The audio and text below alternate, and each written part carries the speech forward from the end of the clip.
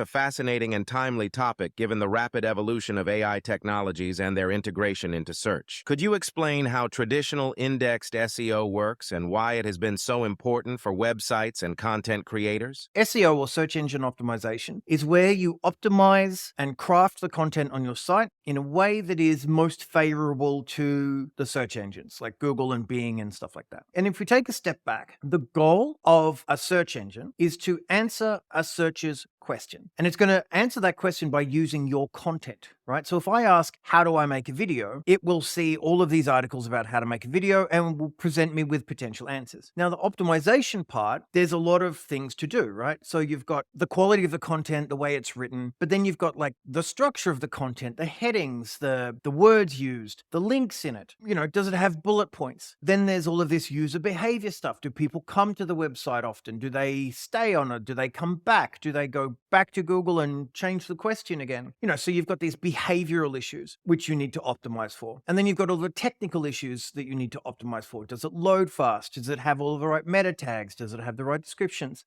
So optimization is a way of structuring your content so the people who are making money from your content, Google, can do the best service they want. And that in a nutshell really is optimization. And as a creator, you have to write content that adheres to these structures if you ever want to get shown as in the top of Google, or of course, pay for it. You've touched on the multifaceted approach to traditional SEO, encompassing content quality, structure, user behavior, and technical optimization, all aimed at aligning with search engines' ultimate goal, to accurately answer user queries with the most relevant information. How is AI beginning to shift or even disrupt this traditional SEO model? What changes are we seeing as AI becomes more integrated into search algorithms and content creation? So when GPT-4 kind of came on the scene, one of the things I did is I needed to buy a new iron. And essentially, I don't know what makes a good iron, what doesn't. And everything in Google was like, top 10 irons from here. And they're all just affiliate links, right? So I'm just thinking, well, this content it's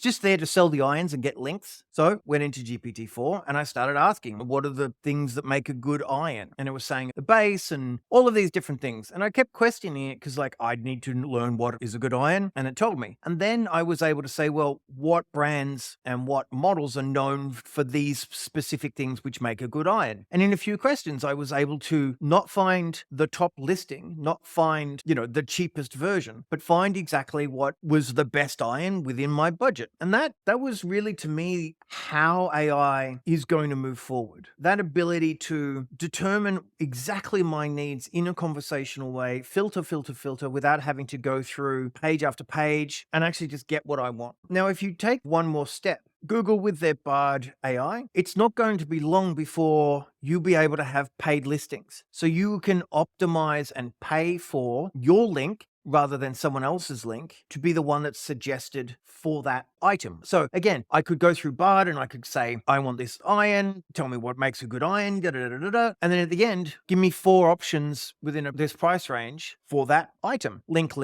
Now the advertising model will of course be pay to be that link, right? So it's still going to be pay to play. Now, as a content creator, what I have created in a service like Bard, the content I have created is meaningless. It already understands what makes a good iron. It will just update from the manufacturers when they release information, and the AI will know. It's irrelevant to the website. It's irrelevant to the top 10 irons of 2023 list, what's in there for an AI. So I think in those search engines, that's how you'll see AI and shopping really start to change. But when it comes to something like OpenAI and non-sort of advertised platforms, that's where it really starts to get fuzzy. How is it going to know, or how will you as a content creator optimize to be that link? And it would just make sense that it's paid. So I wouldn't be surprised if in the next 6 to 10 months opens an ads platform that allows you to be the link provider. I think this is, it's already probably in Microsoft as well, because OpenAI powers Bing and their chat. So it's coming. It'll be through the Microsoft Bing system. Of course it will. So is that disrupting SEO? Yes. Is that disrupting the way that ads will work? Yes. It's intriguing to see this progression from traditional SEO towards a new model shaped by AI, combining organic search mechanisms with potential AI-driven ad systems. Considering these shifts, what do you foresee as the primary challenge challenges and opportunities for content creators and e-commerce sites? I think this is where the real problems are going to come from. That small creators are going to have a hard time getting their products out there unless the platforms that already exist, like Etsy and stuff, build in language models that allow you to search. I think that's where, if you're a retailer selling on Google and that's your main traffic source, you're going to have a really hard time. Because how do you optimize to be in the language model to be a suggestion in the first place? And that goes down to copyright, right? So if you're creating content and you're opting out of being indexed, then you're opting out of being the suggested response in an AI because it's not trained on your information. It doesn't know you exist. A lot of the language models like GPT does have a search function, and that's good, but over time it won't need to search. It'll just know, and then it'll offer. And of course, if it already has people bidding on, I want to be the iron that you purchase, it's going to show your link straight off the bat. I don't think it's very hard. Like I said, I think that the platforms are going to be integrating language models into them. Some of the language models are very good, multilingual. So you're going to get that coverage. And that'll be the first place. Then,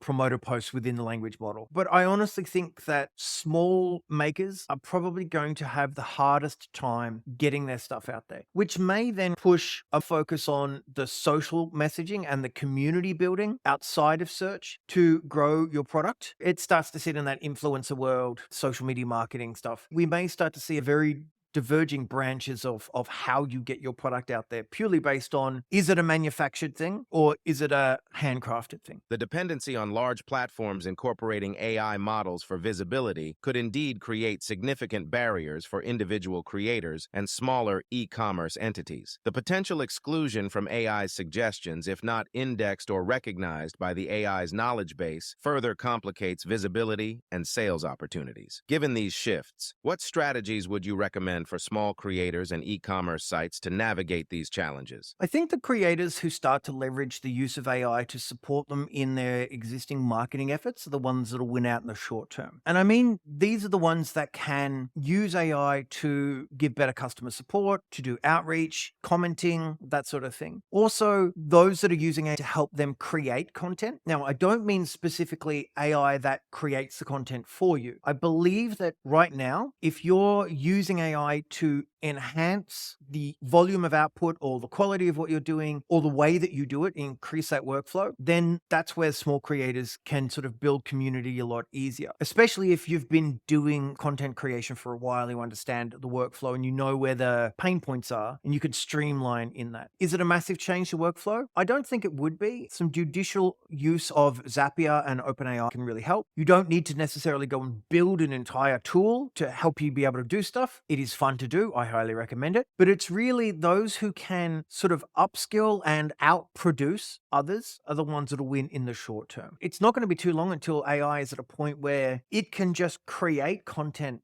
deep fakes, deep voice fakes, images like this is real. I am talking to a camera. I'm a human person. This is not a script, but I'm using AI to help me produce this. In the not too distant future, it could be that AI will just produce the whole lot. And then I think it comes down to, well, are you adding value as a community member if the content you're getting is AI produced? If it's not actually giving you any insights or entertainment or interest or moving you forward in any way, does it help you build a community? Probably not. Not with today's AI. Tomorrow's, who knows? If you are a small business owner and you're doing sales now, ensuring that you have some level of AI capacity within your existing workflow is, I think, the way that you will stay ahead in the short term and potentially outperform those elsewhere.